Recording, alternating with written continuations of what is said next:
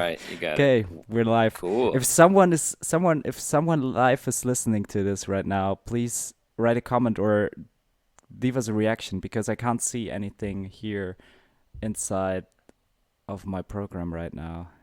I don't know if someone is Oh, listening you to it. could just resize your Let's screen see. and make space for your Facebook there. Duh.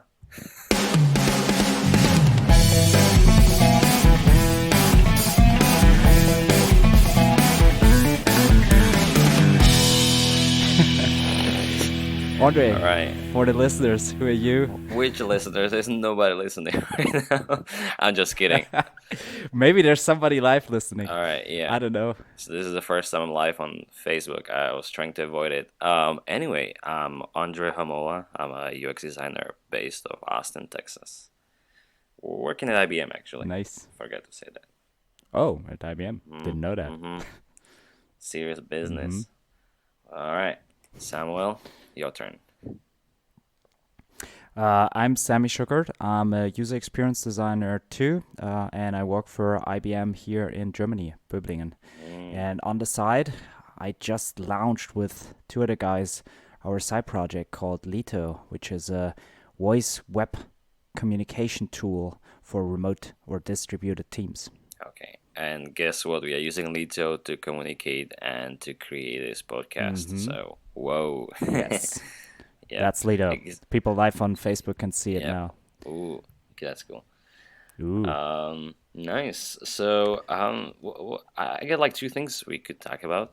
Two ideas. I've been working a lot on yeah. the voice assistant project. So I've been playing with animations and emotions. That's kind of interesting. So we can talk about that. And at the same time, hmm you released the Lito, right? Like you did a product hunt, a lot of marketing around it. So we can Yes. chat about it too. So what about we start with that? Yeah. Yeah. Tell me a bit about your voice assistant project. If you're allowed to do that on a live stream. Okay, okay, we will not do Lito then. We'll do yeah. So I'm not allowed probably to say the name of that thing.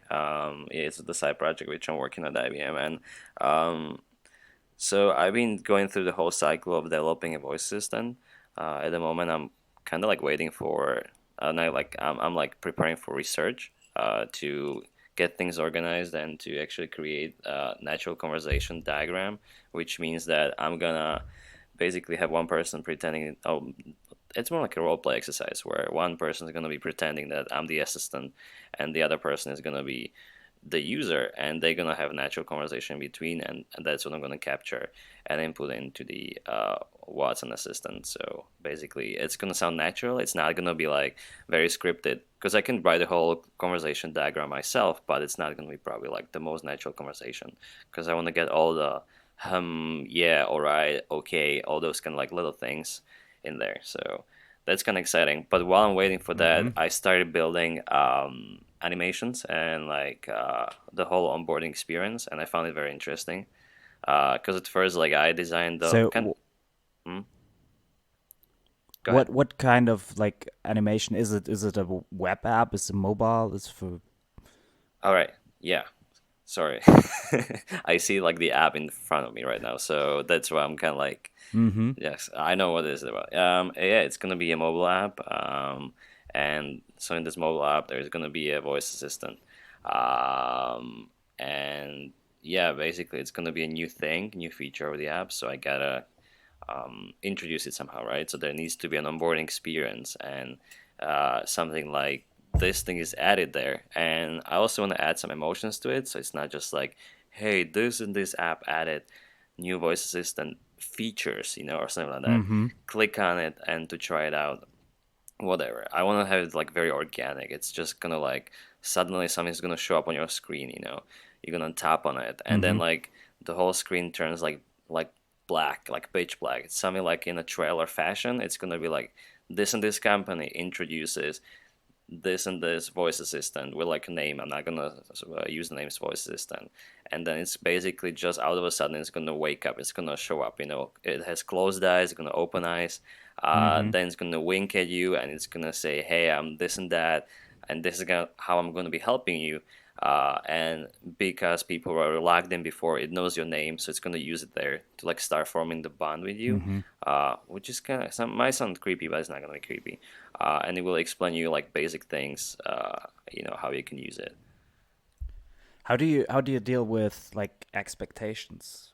Uh, I guess if you're like making it this human thing, that living thing, mhm. that people have certain expectations, and if you don't meet those, people are disappointed, or Yeah, yeah. yeah. I honestly didn't think about that yet. I just want to like get something out Okay. there for like testing, Mm-hmm. just like to get Mm-hmm. some like, my first ideas across. So I'll get to it at some point later. Um, but what I'll tell you, it was very interesting. Like the the, the prototyping stage is it's kind of cool because at first I was like, all right, let's Mm-hmm. just use Sketch, and I did like this the main screens in Sketch. I was like, on this pane it's gonna show up, on this artboard it's gonna have open dies, and I didn't go in details like how it's gonna be like. And Mm-hmm. then But you said it's a voice assistant. How did you prototype that voice right, assistant right, part right, then in there? right. Because I guess it must be an interaction between the Yeah, user and and the system. that's the whole point. Is like so like it starts with it's basically introducing that there will is a voice assistant, but it and then the voice system starts to speak with you, right? So it's a combination of like before and after, right? And so the way how I did it, so like I went from Sketch to Adobe XD. And in Adobe Mm-hmm. XD, I was prototyping the voice interaction. So basically, I could say, "Hey, let's just come up with an assistant name. Hey Anna, for example. So you say Hey Anna, and then it's gonna activate her, and she can do some stuff. Um, and Mm-hmm. she's gonna speak to you back. And then I did it like in XD, but it was funny because I just exported the artboards from the sketch file, put them in XD, and then it was all like JPEGs or PNGs, like not very static. But then I realized there's a much Mm-hmm. better workflow where I could actually build all these artboards in XD, and I could use the animation feature, the auto animate stuff, and then basically I can have the whole thing like live in XD. So and it works pretty interest. It works pretty well actually.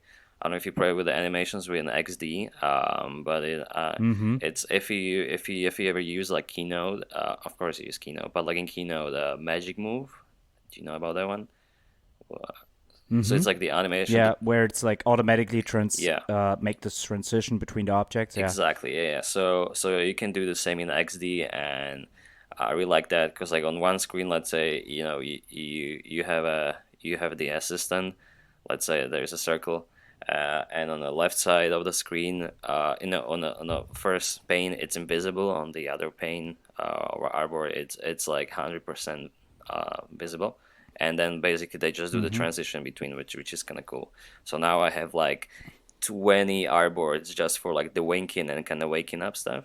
I find it Mm-hmm. maybe in long term, um, it might be better to do these animations in like After Effects or Adobe Premiere or something like that. But at the same time, it's just I don't know. It's just more like you can change the variables. You can get the numbers and you can get the seconds immediately from that XD file, and you can Mm-hmm. change it, and you don't Yeah. have to always export it as a video, which I think is like real helpful at the moment. So it's kind of cool. Okay. Yeah. So you're saying you want to test that with oh, there are likes coming in, Ooh. probably from a WhatsApp group. I posted in a WhatsApp group. Yeah. Uh it's Tilt and We're Live. So yeah, I guess you then will test with the video, or is there like some kind of I imagine like voice assistants can be tested with the Wizard of Oz method. hmm and the So wizard. how do you plan to like Yeah. to test your prototype? All right, so there will be multiple prototypes. This one, it's basically Mm-hmm. there are like two reasons why I'm doing it. So one thing is like to put my ideas somewhere. Second of all, I wanna share the ideas across with the stakeholders, so they get it, where I'm trying to go with it, and then I might be testing it. So like let's say this first prototype will be only for like onboarding. It's like suddenly showing up in your app, and how do you introduce it to Mm-hmm. user? How do you start forming the bond and relationship? Sounds weird, but it's not gonna be weird. And basically, yeah, then we might switch to another prototype where actually there's gonna be like a real person doing the role play stuff with you. So yeah, Okay, gotcha. yeah, Yeah, sounds kind of good. Great project. Yeah, yeah. It's I'm curious now how this turns out. Like, you probably can share like maybe in one of the next episodes how you like. I'm curious now. What are the things your original hypotheses were, mm-hmm, which then changed mm-hmm, because of the user mm-hmm, research and the mm-hmm, mm-hmm. insights you got? Yeah, And yeah, yeah. There could be anything. Like it's like and I guess yeah.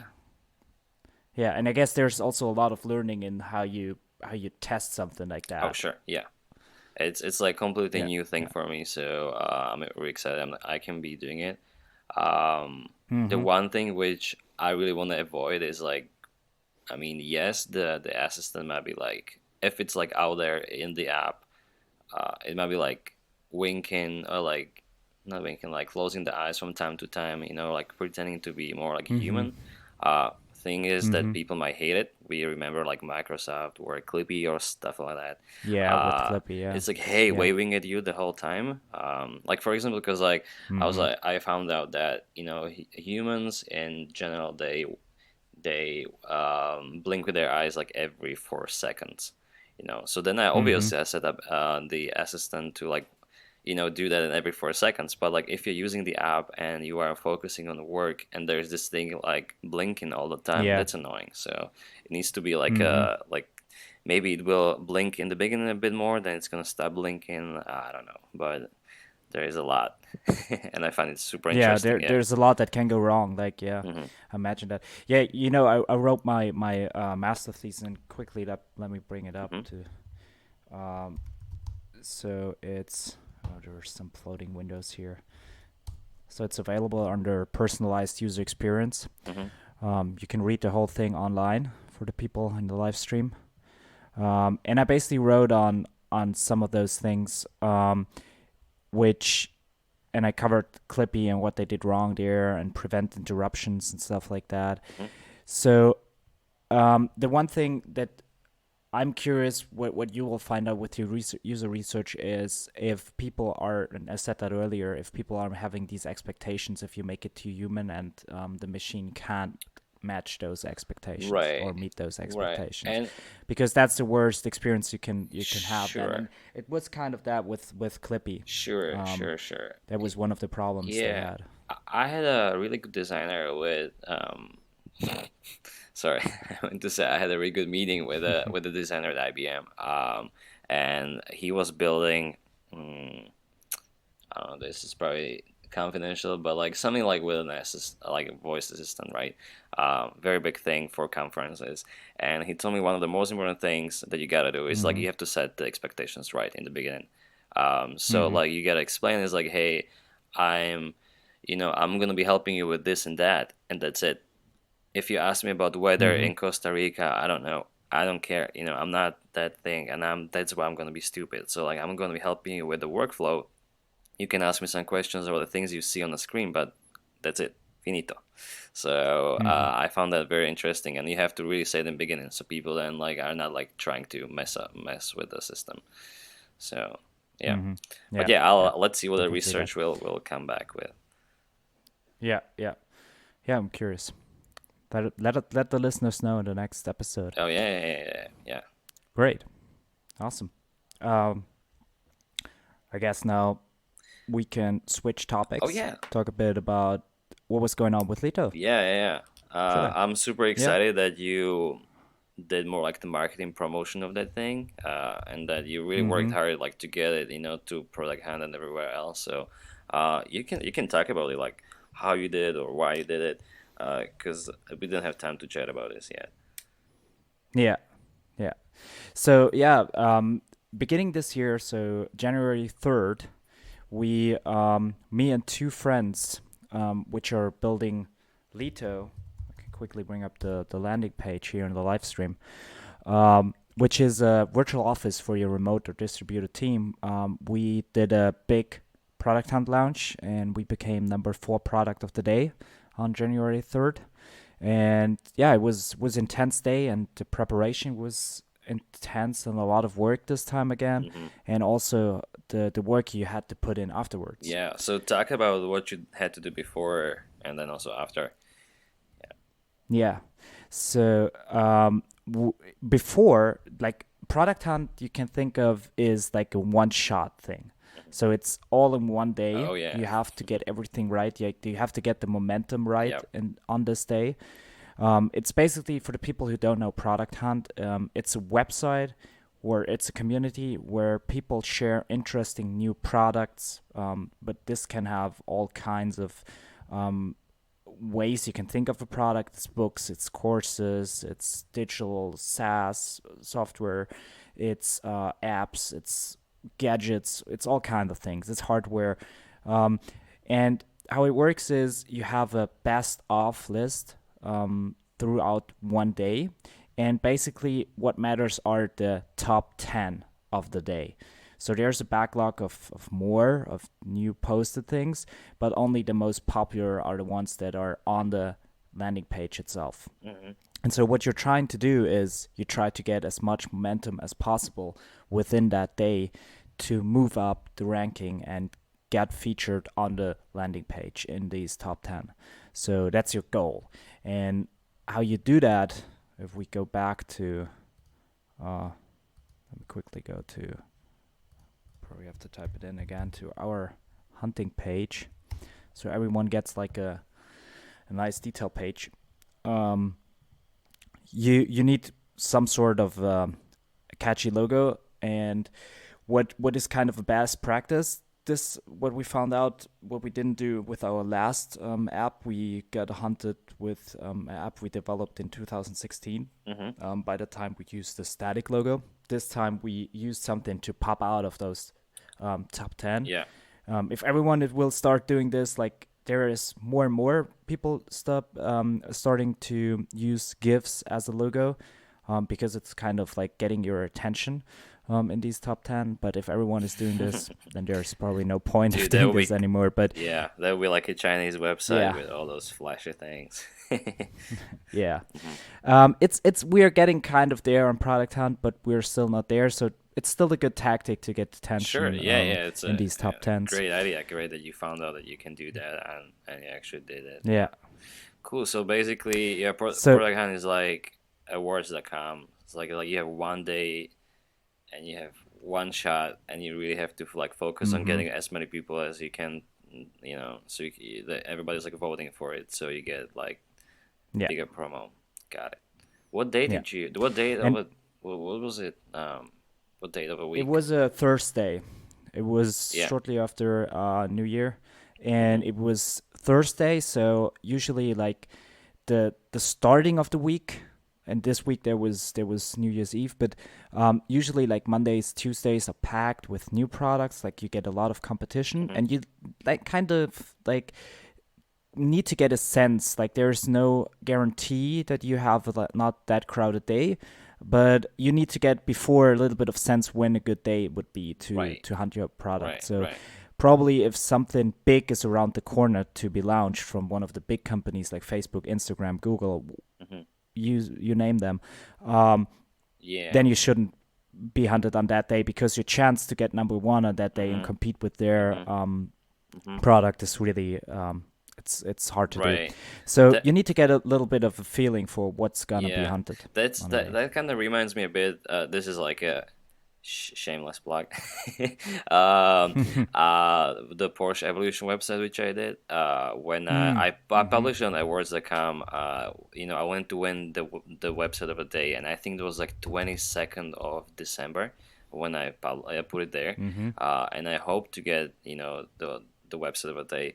The problem which I faced is that the same day there were a lot of companies or other websites which posted like Christmas or Mm-hmm. like winter edition of their website or something. It was just about like Christmas stuff, and so basically Yeah. I was competing with that, and I didn't realize it.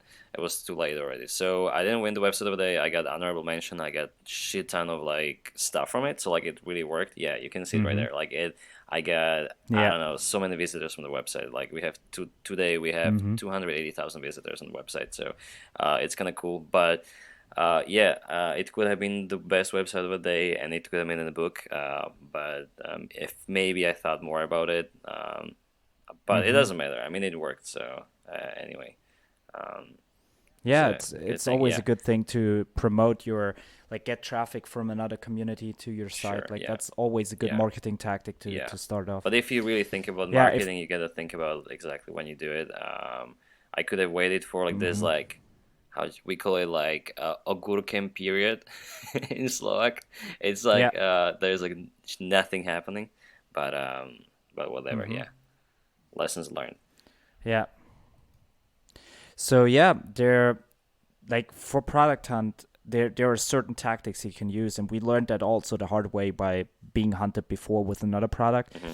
So one thing, I reached out to a person and which I'm following for a long time, and I'm with buying his products too, and have kind of we know each other already over the internet. We don't know each other personally. I'm at the moment wearing his shirt from one of his communities. You can see it on the live stream called Mega Mega. Um, and this guy is called Justin Jackson. He's a marketer from Canada. And what makes him special in this community and all around the net, he has a huge following. He has on Product Hunt 7,000 followers, which is a lot on Product Hunt. Hmm. Like you can't compare Product Hunt with Twitter or something because the community is much smaller. But to have 7,000 followers on Product Hunt is huge. And the advantage you get when someone like him hunts you. So maybe I should explain for the listeners what a difference between the makers and the hunters are in this Yeah, let's go. community. Yeah, For the people that don't know, yeah. I don't even know. so Yeah. there's you don't know. Okay, then I probably need to explain it. So there is always a hunter. That's the person who discovered the product and introduces it to the community. Hmm. This person is crucial, as I said before. If he has a huge following, everyone gets a notification that he hunted something. So there are notifications. You get also email notifications, Oh, all of them. and the people you follow, you see it here. They then like the community sends you a notification that this person did something, introduced something to the community. So that's a great way to leverage a following of your hunter. Hmm. So yeah, he was so kind to, and really thank you, Justin. If you ever listen to this, really, so much thankful for you doing this for us. Now the second time, so really thank you. Um, and so yeah, this gives you a huge boost in the beginning Hmm. because all the people probably will check out your site, and some of them who like it will leave an upvote. So that's one of the things we made sure that we have a hunter that has a certain reputation within the community. Gotcha. So you said so there's a big difference if I can go there and I can put my own product there, right? Or Yeah, or you can yeah, do that. People do that all the yeah, time. But if you are not having a huge hmm, following, it's sometimes better to sure, kickstart it yeah, with someone else smart. following. It's Yeah, like you have an influencer who's helping you out. That makes total sense. Good, yeah, good, smart. yeah.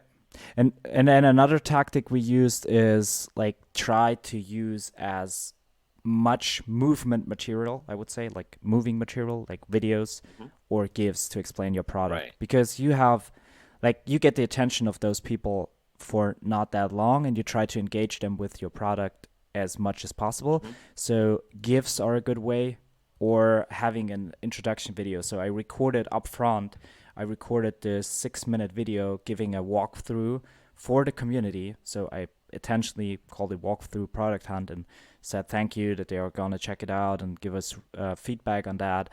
And this was really helpful Yeah, for the people to understand what the product is and which kind of feedback we're looking for. that's cool. So like you didn't do a generic video, which was like for every single social media platform or YouTube or whatever. You did specifically for Broadhand. I like it. Yeah, yeah. Yeah. And there's another thing you another tactic Hmm. that then is in the Yeah. same direction. Tell me about the So shady if strategy that you you used. Monkey business of sugar. Yeah. so if you are getting to the landing page of from Product Hunt, Hmm. they put this reference up here in your URL. Hmm. And with a little bit of JavaScript, you can read this reference here and then bring in some content, especially for the people coming from Product Hunt. So if people are not from Product Hunt, they won't see this banner up here. And so we had a special Hello Product Hunters for them on the website, Hmm. which pointed out our special discount on that day for them. So if they signed up, we gave them a special discount. That's also a great strategy Okay. to get the people to sign up and subscribe to your plans if you offer them exclusive discounts Yeah, in the yeah, yeah, beginning. yeah. That's cool. Nice. Yeah, So did you that's get also the a small traction hack. you wanted, the visibility, or how'd it go? Yeah, yeah, totally. We ended the day with 180 Hmm. upvotes, Hmm. so we got roughly 100 again after the hunt. Hmm. We still get signups from Product Hunt. We still get traffic Cool. each day. Good. If you end up within the top five, like we did, number four, you are featured on the following day in the newsletter. That gives you also again a boost of traffic. Hmm. Um, and then the comments were great. Like people reached out to us. They're like Product Hunt is a community that is really, really helpful for getting feedback. They're they're taking the time asking questions and leaving comments Hmm. and stuff like that. So this was helpful for us, not only on the community itself, but also through our chat widget on the website on that day. We got a lot of feedback there, That's cool. That's cool. which is great. Did you get Yeah. any big company like chatting with you like, hey, like this is a cool idea, we would like to buy it, or like absorb you into our system or something like that? Not yet, Uh-huh. but we had some like companies reaching out, so you get a lot of offers like from agencies that want to do your communication or strategy, want to improve your strategy afterwards. So there's a lot of exposure you get from Hmm. that. Um, we got some press coverage from smaller blogs. People have a lot of You get a lot of coverage on social media, especially Yeah. Twitter, Hmm. because a lot of people have like automations set up to tweet about each day the top 5 Hmm. or 10 most upvoted products on Product Hunt. So you get a lot of tweets on that day too. Okay. So, Interesting. but no one like reached out to us with a really big offer. We have now some customers that Hmm. are probably came from Product Hunt originally, Hmm. but it was all in the week after. Yeah. Were you also getting some spam or like weird offers or like weird shit? Yeah, there reach people out that try to make it sound like it is an offer that costs nothing and there's no cost to it. And if you like, they want to set up a call and then at the end they put a price tag of 4,000, 4K on it, Hmm. and you're like, okay, I should have known that from the beginning. So yeah, you get a lot of like these kind of Yeah. people reaching out to you afterwards But too. it's flattering, right? You're getting popular, so you're getting offers. Yeah, Yeah. yeah, yeah. Yeah. I'm having the same even today with the Porsche Evolution website. People are either like, yeah, we can totally improve it, or like, oh, I want to build the same website but with for washing machines or something else. Mm-hmm. It's kind of cool. I mean, you're like, I mean, if it's a legitimate person, I would reply and like politely say, hey, I don't really got time right now, but thank you, that's nice of you. Yeah, But like there's shit ton of like junk that you just have to delete. But it's still nice. Like you are you're getting some traction from outside world. yeah. Yeah. Yeah, that's the best part of it. Hmm. I wouldn't say you can only rely on that. What caused that is also momentum for my team. Yeah. So now we try to keep that momentum. We try to do as much marketing Hmm. as we can right now to keep the word about Lito up.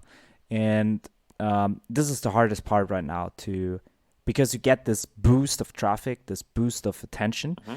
and then it flattens, and Hmm. then you try to bring it up again Yeah. to get to a point where you probably get close to what you got on that day, Yeah. and that's where it's getting interesting. And we're currently in that, like getting a bit up the curve again after it flattened after the Hmm. Product Hunt Hmm. launch. Yeah. There's always like a big hype about everything. Then like it kind of disappears. Hmm. So yeah, it's interesting. I'm kind of like looking forward to see what you're gonna do. Like, what's gonna be the next thing. Like, if you're gonna do like Instagram paid adverts, with like some German actors, using that thing. Oh, like you remember the Zoom advert where they were pretending? Was it Zoom? I think it was Zoom. Like there was like the typical Was it Zoom? conference. I think like people. Oh Yeah, yeah, yeah, that thing. yeah, Yeah, yeah, that yeah. would something like that would be great for Lido. I think. Yeah, yeah, Yeah, yeah, yeah. The social media advertisement is like a thing I already looked into, but you need to spend so much money to hmm get started, yeah, to learn and like get the ads right that you get a good return of yeah, investment. I'm not sure if we can do this right now. We're currently looking into more ways how we can with almost no budget yeah, get yeah, yeah, exposure. yeah. Um, Makes sense. One of the things I will look into this weekend is SEO, so Oh search yeah, engine optimization. yeah, dude, you We should need to have get better that. at that. Yeah, Yeah, we. it's hard to do. Like currently, we do not have a content management system hmm on our website, so it's hard coded. hmm So the next thing will be to probably port our website to a WordPress theme to have a blog and have a proper setup sitemap underneath that it's search engine optimized, that we can like quickly exchange words on the website without going into the code, Yeah. um, and play around with that. Yeah, that's gonna be an interesting challenge. I'll tell you. I was working Yeah. yesterday on the WordPress website, and it's just like if you don't do it for a while, you're like, what the fuck, like. But yeah, do it definitely. Like I think the hardest thing is gonna be matching the template, like what you see right now on your screen, with some kind of WordPress hmm template, and like you're gonna have to do a lot of like magic stuff, so it looks the same. Um, but yeah, cool. But I guess you like fill the meta tags, right? Like the description, titles, and stuff like that. You have that done, Yeah, right? we already did that. Thank God. But Yeah. a thing that comes with a content management system is you can do it individually for each and every site. So if you have a sub page, you can have different metadata there, which helps you to Y- for different keywords rank differently with different Sure, but pages of your it's website. essentially it doesn't matter. I mean, if you have three HTML files, you can change the keywords on in all three of them. It's not the best Yeah, thing we for. already. Yeah. hmm Yeah. Yeah, it's not like we are using HTML, but we are plugging it together with PHP. hmm So I would essentially need different headers for I each think different header files. you Yeah, might be it's a able. lot of work. Yeah, I know. I think you might be able to plug something in the header. There should be definitely a way how you can inject it from in the PHP. hmm Look into that. Yeah, I mean, like it definitely. If you want to write blogs, it makes sense to have that. But you can also write blogs on Medium. Yeah, but having them on the website makes probably more sense. Yeah. Um, That's an interesting topic that you bring it up. Have you heard of Basecamp leaving Medium? no. Tell me about You it. Yeah. haven't? No. So Basecamp, Basecamp, Jason Fried Mhm. and David Mhm. Hannemeyer Hansen, Mhm. DHH, Yeah. Yeah. the two Yeah. founders. Kind of. Yeah. They recently moved their blog, their famous blog, Signal versus Noise, Mhm. back to their own website and left Medium. Mhm. And I've not read the article that DHH wrote on why they quit Medium, but I will probably do that today or tomorrow. And yeah, it's interesting. They try to go independent with their content again. I think there might be something about it. Let me tell you from my perspective. Like, so when um, let's go back like 6, 7 years ago. When Facebook was starting and it was really popular, we were in our racing team. We were trying to get as much traffic on our website so that we can prove it to our sponsors and everyone that we have this much traffic. This is why like this is one of the reasons why you should be with us, right? So anytime we wrote a Mm-hmm. press release, we wrote like a short introduction on Facebook, and they're like, read more at our website, and then like people were clicking at it, people are reading it. But then we realized, well, if all like most of the people are on Facebook, yes, we're gonna publish our article on our website, but we're gonna give them more information on Facebook, so they don't. There is no that friction that they have to go somewhere else. Click on a link, open it up, read it. They can. possibly read it in a shorter version on Facebook, right? So basically, we Mm-hmm. stopped sharing the links to our website because we thought, it's not necessary anymore. So people, they were, so we didn't have the traffic anymore. We were fine with it because Facebook was a king.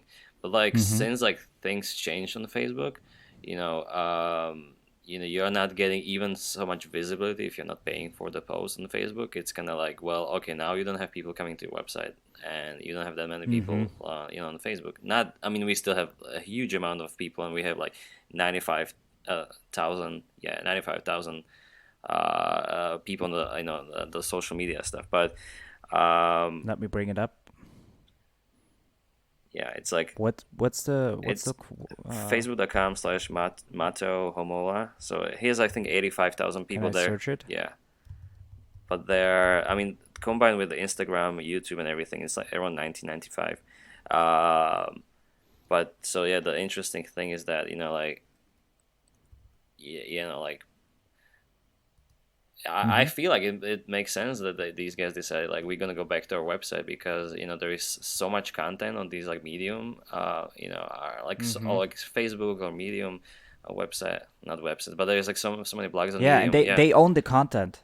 yeah, Like when they decide to shut it down, yeah, or like there's no place where your content lives. Like they can take it and walk away with it. right, exactly. Um, Yeah. so it makes sense, but then you have to teach people to go to your website.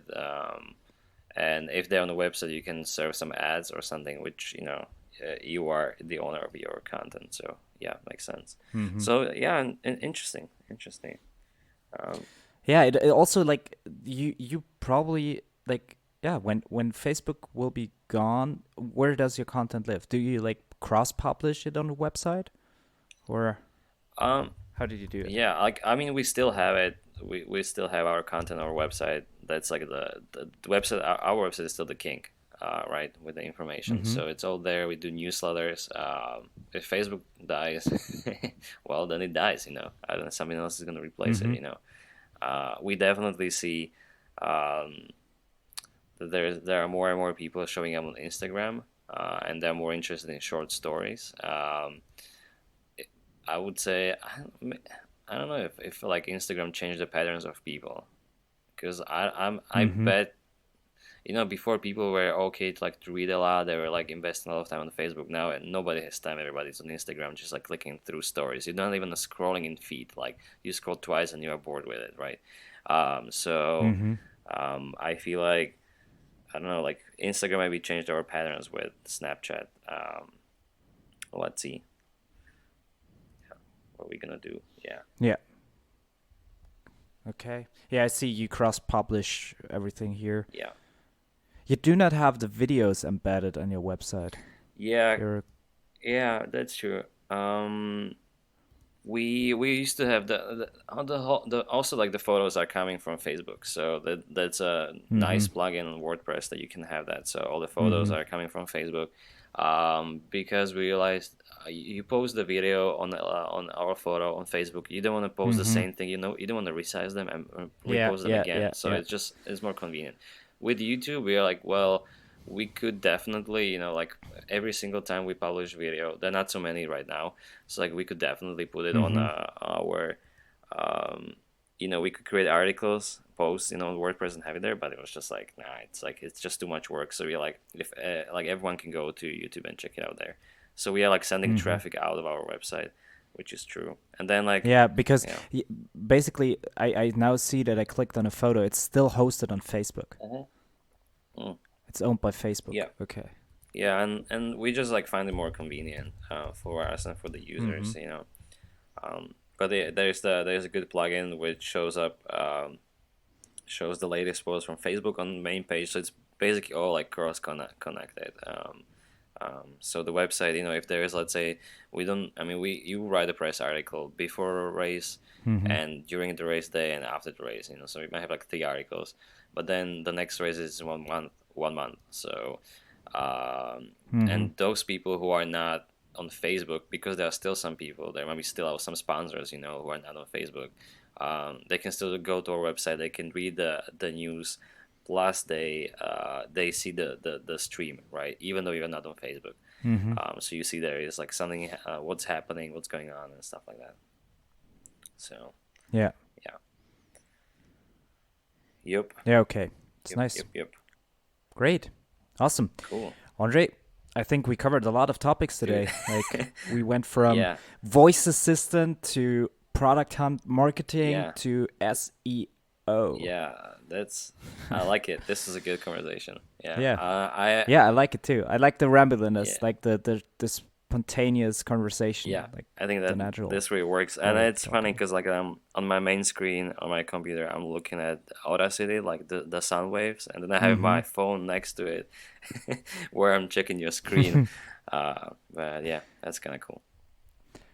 Yeah, that's Well, fun. We should do that live stream thing yeah, more often. I feel like that's a fun way to engage with the audience totally, live yeah. while we're recording. And you know what? We got five likes so far. Ooh, No one was commenting or something, but yeah, I saw some people were joining the live yeah. stream for a short time. USA sleeping right now, and I don't know. Germany has I don't know what day it's like almost after lunch. It's Yeah. 3. Yeah. Yeah, it's 3 One p.m. thing which I was thinking about, it really depends, I guess, what you're sharing. So if you share Audacity, people might be like, Mm-hmm. "Oh, I don't know, what is this? This sounds very Yeah. tech, you know." But like, if you put, I think immediately when you open the Porsche website, I was like, "This is it. This is the selling point. This is what people might be clicking on, you know." Mm-hmm. But we Yeah. should definitely try to do an Instagram just for fun, like try everything, and you know, Yeah, yeah. I would love to start with Instagram, but the program I use now, it's called Ecamm. hmm It only does Twitch, YouTube, Facebook, and what was the other one? I don't remember. There were 4, but not Instagram. So I think Instagram you need to do with your phone still. yeah, They do not have an API that for might be that. also But we can try interesting. Yeah, that next time. yeah, we can try Yeah. it out. Yeah, yeah. Awesome. Cool. Experimenting, Andre, yeah. let's wrap it up. All right. It was a good chat. Thank you, Sammy. Yeah. Where Yeah. can, like, for the listeners, where can they find you on the internet if they want to reach out? Just get in touch in the Instagram, ONDREJHOMOLA. Yup. So it's Andre Homola, yeah. So Abola. Let's bring it up here in the live stream. yeah. That's the guy. So Oh, if you see that face, am I live on? Because the yeah, streaming is you're a bit live. delayed, so I don't. Oh shit. If everyone was wondering what that second voice was on the live stream, Oh, yeah. it was that guy. Yeah. Great. Cool. So You can also put your people Sammy. can Yeah. find myself on Look at. Instagram or on Twitter or everywhere on the net with my first name and then my last name. So SAMMYSCHUCKERT. So feel free to reach out. Let us know how you liked this episode, how you liked the more spontaneous style again compared to the other episodes before. And don't forget to leave us a 5-star rating on the iTunes or any platform you are listening to podcasts on. If that's like pressing a heart, that means a lot to us. And share it with friends, family, and let them know that Yeah. this is a podcast you're listening to. Yeah. Exactly. Do that. Yeah. Thank you. Yeah, great. All right. Andre, All right. have a nice day. You- And happy birthday tomorrow. Ooh, thank you so much. All right, big day. Okay, All right, bye. bye, Sammy.